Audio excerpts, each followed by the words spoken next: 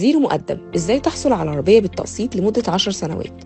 بعد ما العربيات غليت ووصلت أسعارها لحد السما، الكل بقى بيدور على تسهيلات يقدر بيها يشتري عربية بالتقسيط ومن غير مقدم، خاصة إن أي مقدم دلوقتي بيتجاوز 100,000 جنيه، وده طبعا صعب وبالذات على محدودي الدخل.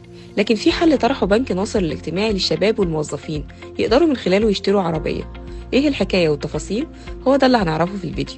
بنك ناصر الاجتماعي بيقدم للموظفين سواء في القطاع العام أو القطاع الخاص فرصة للحصول على تمويل للسيارة، مش بس عشان تشتري سيارة ملاكي، لكن التمويل يشمل شراء سيارات أجرة وميكروباص وموتوسيكلات، والهدف من ده توفير فرص عمل للمواطنين لتحسين دخولهم. طب مين الفئات اللي تشمل التمويل؟ التمويل متاح لموظفي الحكومة من القطاع العام وأصحاب المعاشات وورثة المعاشات وأصحاب الأوعية الادخارية.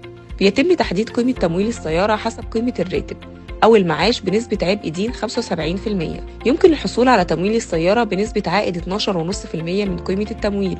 يحصل البنك على نسبة 1.5% من قيمة التمويل، وتسدد قبل المنح ونسبة 75% للجهات المتعاقدة مع البنك. مدة التمويل بتصل إلى 10 سنوات. وعن المستندات المطلوبة هي تحويل مرتب العميل أو قيمة القسط الشهري على البنك، تقديم ضامن من العاملين بالحكومة أو قطاع الأعمال، أو وثيقة مخاطر عدم السداد، التأمين على حياة العميل بكامل المدة والمديونية لصالح البنك، حظر بيع على السيارة لصالح البنك. إيه هي الإجراءات المطلوبة للحصول على القرض من بنك ناصر؟